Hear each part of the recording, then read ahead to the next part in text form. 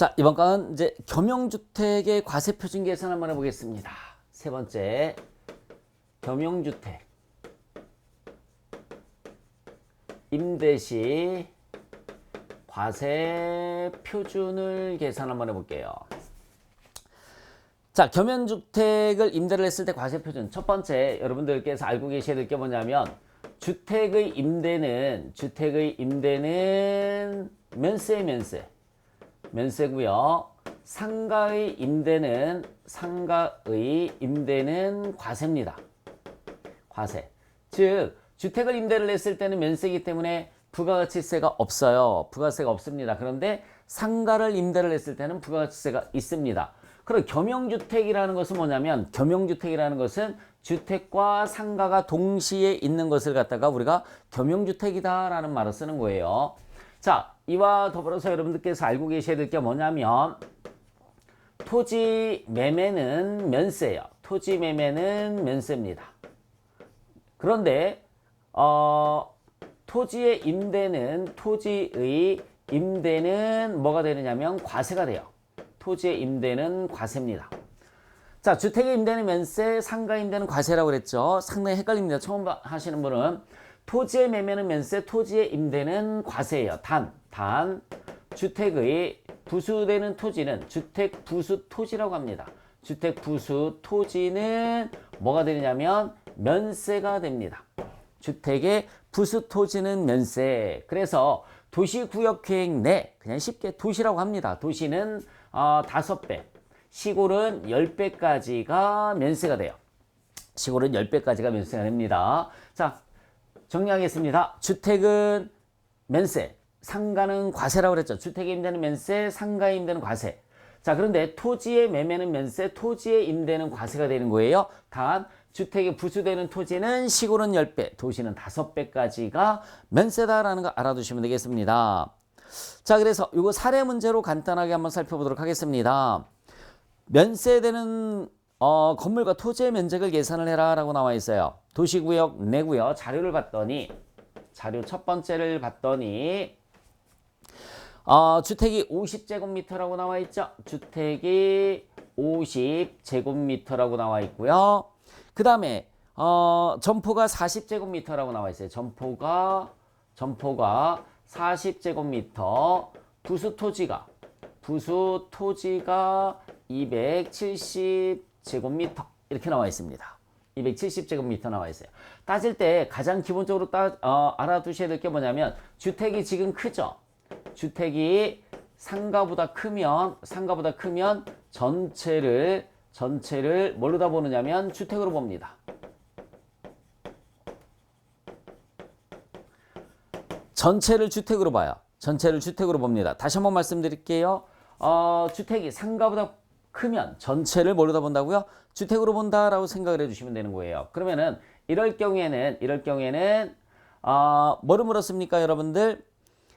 면세되는 건물과 토지의 면적을 계산하라 라고 나와 있어요. 면세되는 건물과 토지를 묻는 문제예요. 면세되는, 과세가 아니라 면세되는 건물과 토지입니다. 건물은 자, 전체를 뭘로 다 본다고 그랬습니까? 주택으로 본다라고 그랬죠. 전체입니다. 그러면 90제곱미터가 되는 거죠. 이렇게. 점포도 주택에 그냥 다 주택으로 봐 라고 한다는 얘기죠. 90제곱미터로 본다는 얘기고요. 자, 원래 토지는 270제곱미터가 있어요. 그렇죠? 원래는 토지는 270제곱미터가 있는데 전체를 뭘로 다 본다고 했습니까? 주택으로 본다라고 그랬잖아요. 그렇죠? 전체를 주택으로 봐요. 그러면 90제곱미터에 도시계획 내라고 나와 있으니까 5배 이렇게 해주시면은 450제곱미터가 나옵니다. 둘 중에 작은 게 면세되는 토지가 되는 거죠. 둘 중에 작은 거. 얘는 90제곱미터, 얘는 270제곱미터 이렇게 됩니다. 그래서 거기 보시면은 건물연 면적과 주택 정착 면적의 5배, 10배 좀 큰 거라고 나와 있잖아요. 건물연 면적은 90제곱미터니까, 그죠? 건물연 면적은 90제곱미터니까 둘 중에 큰 거 했었단 말이에요. 둘 중에 큰 거, 이게 밑에가 요거 450제곱미터와 건물연 면적 90제곱미터 중 큰 거. 그래서 얘가 아니고 얘죠. 두 번째는 얘하고 얘 중 작은 거. 이렇게 되는 겁니다. 자, 다시 한번 얘기해 줄게요. 건물 연 면적이 90제곱미터고요. 90제곱미터의 5배 450제곱미터예요. 둘 중에 큰 거. 그러니까 얘는 아니죠. 자, 450하고 270하고 작은 거. 얘가 면제가 되는 겁니다. 그래서 90제곱미터, 270제곱미터라고 알아두시면 되는 거고요. 자료 2번을 보도록 하겠습니다. 자료 2번은 주택이 얼마라고 나와 있습니까? 40제곱미터라고 나와 있어요. 주택이 40제곱미터. 그 다음에 점포가 몇 제곱미터라고 나와 있냐면 50제곱미터라고 나와 있어요. 50제곱미터. 그리고 부수 토지는 오타가 나왔습니다. 죄송합니다. 270제곱미터예요. 120제곱미터가 아니라 270제곱미터입니다.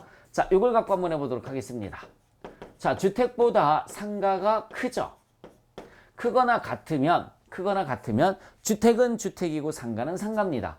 주택은 주택이고 상가는 상가예요. 그래서 여기에서도 똑같이 면세되는 건물과 토지를 계산을 해주면 건물은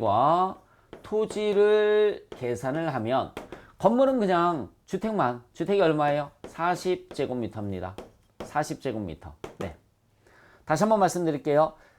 상가가 크거나 같으면 그냥 주택은 주택이고 상가는 상가라 보는 거예요.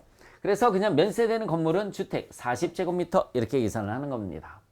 자, 그럼 부수 토지가 270제곱미터라고 나와 있는데, 자, 여기 보세요. 부수 토지 270제곱미터 중에서 주택과 관련된 부수 토지, 상가와 관련된 부수 토지로 나눠줘야 됩니다. 그러면 곱하기 두 개 더해서 90제곱미터 분의 주택 제곱미터가 40제곱미터죠. 40제곱미터. 그럼 9, 3, 27, 3, 40이니까 얘께 120제곱미터구나. 270 중에. 그럼 얘는 150제곱미터구나 라고 할 수가 있겠죠. 됐죠, 여러분? 그러면 토지는 120제곱미터예요. 120제곱미터. 그리고 또 한 가지는 주택이 몇 제곱미터라고 그랬어요? 40제곱미터라고 그랬잖아요. 40제곱미터 곱하기 5배입니다. 그러면은 얼마 나올까요? 200제곱미터 나오죠? 200제곱미터 나옵니다. 그러면은 주택의 연면적이 40제곱미터라고 그랬고요. 자, 첫 번째 따지는 거 보세요. 주택 연면적 40제곱미터. 주택 연면적의 5배 200제곱미터 중 큰 거. 그러면은 200제곱미터죠. 그 다음에 200제곱미터와 120제곱미터 중 작은 거. 그래서 120제곱미터가 면세가 된다라는 얘기입니다. 따지는 방법 아시겠어요? 자, 다시 한번 말씀드릴게요. 주택 제곱미터 40제곱미터고요. 그 주택의 5배, 도시니까 200제곱미터예요. 둘 중에 큰 거, 그럼 얘는 지우는 거죠. 그리고 200제곱미터와 토지 120제곱미터 저기 계산한 거 있죠? 둘 중에 작은 겁니다. 그래서 얘를 지워버리면 120제곱미터가 면세가 되는 거고요. 건물은 40제곱미터가 면세가 된다라는 얘기죠. 헷갈리죠? 네. 시험 문제는 거의 나오지는 않는다라고 그랬는데, 역시 마찬가지 여러분들 이거 실무에서 상당히 중요한 부분이기 때문에 제가 설명을 해드렸었던 부분입니다. 지우면서 한 번씩 살펴볼게요. 겸용주택이라는 것은 주택과 상가 같이 있는 거라고 그랬습니다. 원래 주택의 임대는 면세, 상가의 임대는 과세가 되는 거고요. 토지 매매는 면세. 이런 시험 문제에서 나올 수 있겠네요. 토지 매매는 면세, 토지 임대는 과세가 되는 거예요. 단 주택에 부수되는 토지의 임대는 면세다. 5배, 10배까지. 그래서 예제 문제 통해서 여러분들께서 한번 기억을 해주시고요. 요거 시험 문제에서, 이론 시험 문제에서는 가끔 한 문제 정도씩 계산하는 건 안 나온다 하더라도 개념 묻는 문제가 나올 수 있으니까는 기억을 해주셨으면 좋겠습니다. 자, 그리고 이제 주택에 부수되는 토지와 겸용주택까지 살펴봤고요. 그 다음 자료를 봤더니 뭐가 나와 있냐면 공통사용재화라는 게 나와 있습니다. 공통사용재화. 이게 뭘까요? 과세사업과 면세사업에 공통으로 사용하던 거. 과세사업과 면세사업에 공통으로 사용하는 걸 팔았을 때 과세표준을 어떻게 계산할 거냐라는 얘기가 되겠죠. 자, 그래서 과세사업과 면세사업에 공통으로 사용하는 재화를 공급하는 경우에 라고 나와 있습니다. 공통재화를 공급 시 과세 표준입니다. 자, 공통 사용하는 재화를 공급을 했을 때 과세 표준을 한번 계산 한번 해보도록 하겠습니다. 예시 문제를 한번 볼까요? 예시 문제. 자, 예를 들어서 제일 첫 번째 개념은 뭐냐면 여러분 학원은 면세예요. 학원은 면세입니다. 학원에서 사용하던 차량을 학원에서 사용하던 차량을 얼마에 팔았냐면 100만 원에 팔았어요. 100만 원에 매각 시 과세 표준을 물었습니다. 과세 표준은 0입니다. 면세 사업자는 부가가치세 신고를 하지 않기 때문에 과세 표준이라는 게 없어요. 자, 두 번째, 이번에는 이제 학원이 아니라 PC방. PC방은 과세 사업자죠. 자, PC방에서 사용하던 차량을 100만 원에 매각을 했을 때 과세 표준은 얼마냐? 당연히 100만 원이 되겠죠. 이렇게. 당연히 100만 원이에요. 자, 세 번째는 학원과 PC방에서 공통으로 사용하던 차량을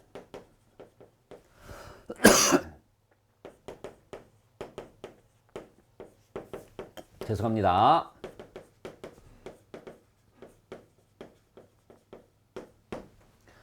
학원과 PC방에서 공통으로 사용하던 차량을 100만 원에 팔았어요.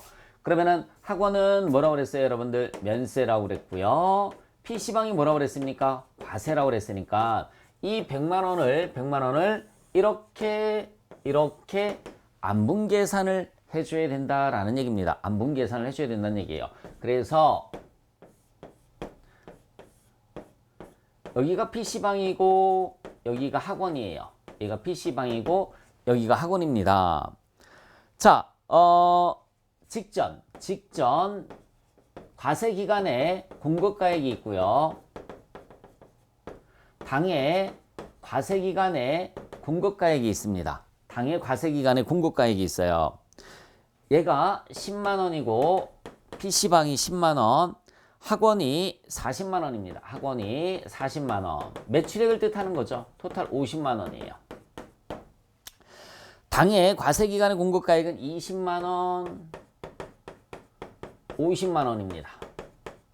합이 70만 원이 되는 거고요. 매출액을 뜻하는 거라고 그랬습니다. 매출액을 뜻하는 거예요. 자, 그러면 학원과 PC방에서 공통으로 사용하던 차량을 이때 팔았을 거 아니에요. 당해 팔았을 거예요. 그러면은 당해 걸 갖고 안분 계산을 하는 것이 아니라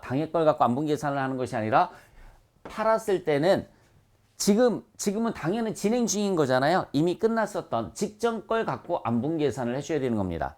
당해 거는 필요가 없어요. 직전 걸 갖고 안분 계산을 해줘라. 100만 원 곱하기 토탈 공급가액이 얼마입니까? 50만 원이죠. PC방이 얼마예요? PC방이 10만 원입니다. PC방이 10만 원. 이렇게 해서 20만 원이 뭐가 되느냐면 과세 표준이 된다라는 얘기죠. 20만 원이 과세 표준이 된다. 의미는 이해 가시죠? 자, 그래서 당해 걸 갖고 계산을 하는 것이 아니라 직전 걸 갖고 계산을 한다라는 걸 기억을 해주시면 되고요. 중요한 것은 그 밑에 이런 안분 계산을 생략하는 경우가 있습니다. 안분 계산. 다음의 경우에는 전액을 여러분들 지금 안분 계산에서 얼마 나왔습니까? 100만 원 곱하기 쉽게 50만 원 분의 PC방 10만 원에서 얼마 나왔어요? 20만 원 나왔죠? 얘가 과세 표준이다라는 말의 의미가 뭔지 아세요? 요 20만 원만큼 세금 계산서를 발행을 해줘야 된다는 얘기예요. 20만 원만큼 세금 계산서를 발행을 해줘요. 그럼 부가세는 2만 원이 나오겠네요. 부가세는 2만 원. 그러면은 40만 원만큼은 뭘 발행을 해줘요? 나머지 100만 원 곱하기 50만 원 분의 40만 원 해주시면은 80만 원 나오잖아요. 80만 원은 면세 사업 관련된 거니까 세금 계산서 발행을 하는 것이 아니라 계산서를 발행을 해줘라 라는 얘기예요. 실무에서 다시 한번 말씀드릴게요. 학원에서 PC방에서 공통으로 사용하던 차를 100만 원에 팔았으면 안분 계산을 해주라고 그랬잖아요. 직전 매출액 갖고 안분 계산을 해주시면 돼요. 직전 과세 기간에 매출액 갖고 안분 계산을 해주면 되는데 과세 표준이라는 말의 의미가 세금 계산서를 발행을 해라. 즉 20만 원어치는 세금 계산서를 발행을 해서 부가세가 2만 원이 나오는 거죠. 나머지는 계산서를 발행을 해라는 얘기예요. 나머지는 계산서를 발행을 해라. 그거 알아두시면 되겠습니다. 그리고 이제 거기 교재를 보시면은 다음의 경우에는 전액을 과세 표준으로 한다라고 나와 있어요. 안분 계산하지 말란 얘기죠. 안분 계산하지 말고 전액을 과세 표준으로 한다라고 그랬으니까 이 문장의 의미는 뭐겠습니까? 다 세금 계산서를 발행을 해라. 모두 세금 계산서를 발행을 해라 라는 얘기입니다. 어떤 경우일까요? 자, 직전 과세 기간의 총 공급가액 중 면세 공급가액이 5%에 미달하면 총 공급가액 중에서 면세 공급가액 비율이 5%에 미달하면 안분 계산하지 말아라. 그런 거는 다 그냥 과세로 봐라라는 얘기죠. 야, 그거 다 과세잖아. 니네 면세 매출 얼마 안 되잖아. 면세 매출 얼마 안 되니까는 다 그냥 부가세 계산해. 다 세금 계산서 끊어 라고 하는 거예요. 자, 그 다음에 또 뭐라고 나와 있습니까? 두 번째는요. 거래 단위별 개개인은 아니고요. 개별적으로 공급가액이 50만 원 미만이다. 안분 계산하지 말고 다 과세 표준으로 계산을 해라. 안분 계산하지 말고 다 과세 표준 계산을 해라 라는 얘기예요. 안분 계산하지 말고 모두 과세 표준을 계산을 해라. 됐죠, 여러분? 자, 그리고 또 뭐 나와 있습니까? 신규로 사업을 개시해서 직전 과세 기간이 없을 때는 안분 계산하지 마라. 내가 직전 걸 갖고 안분 계산을 해라고 그랬잖아요. 근데 직전이 없어요. 그러면은 안분 계산하지 말고 다 과세 표준해라. 부가세 계산해라. 즉 세금 계산서 발행을 해라 라는 얘기입니다. 이론 시험 문제에서 그런 게 많이 나와요. 그래서 토탈 공급가액 중에서 아까 10만 원 플러스 40만 원에서 50만 원 나왔죠. 그렇게 계산해서 면세 비율이 아까는 20%가 나온 거죠. 50만 원 중에 10만 원이면 20%인데 만약에 면세 비율이 5%에 미달한다. 또는 공급가액이 50만 원에 미달한다. 또는 직전 과세 기간이 없으면 안분 계산하지 말고 전액을 과세 표준으로 봐라. 즉 세금 계산서를 발행을 해라 라고 알아두시면 됩니다. 자, 그 다음에 또 뭐가 나와 있냐면 대손세액이라는 게 나와 있습니다. 다섯 번째 대손세액의 개념에 대해서 설명을 해드릴게요. 간단하게. 자, 우리 대손의 뜻은 뭐냐면 받지 못하는 거. 회수, 불능. 네. 회수, 불능을 대손이다 라는 말을 써요. 받지 못하는 세금을 갖다 우리가 대손세액이라는 말을 쓰는 거죠. 받지 못하는 세금을 대손세액이란 말 씁니다. 예를 들어서 2월 1일에 예를 들어서 상품을 1,000만 원의 외상으로 매출을 했습니다. 제품을 그러면 대변에 제품 매출 1,000만 원. VAT 예수금이 100만 원 이렇게 가면 되겠죠.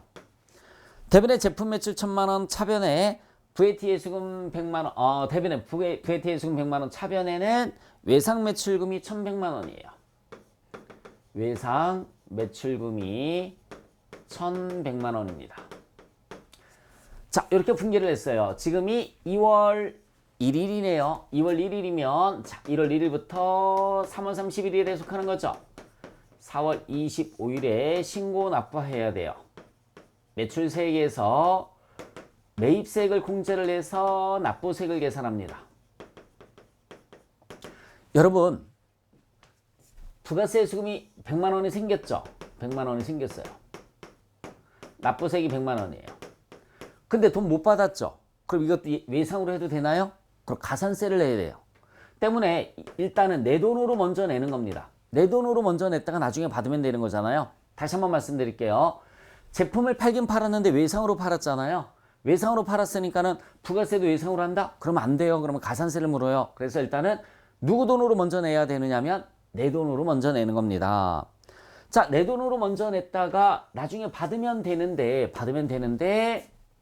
5월 1일에 거래처가 파산, 사망, 실종, 소멸시효 완성,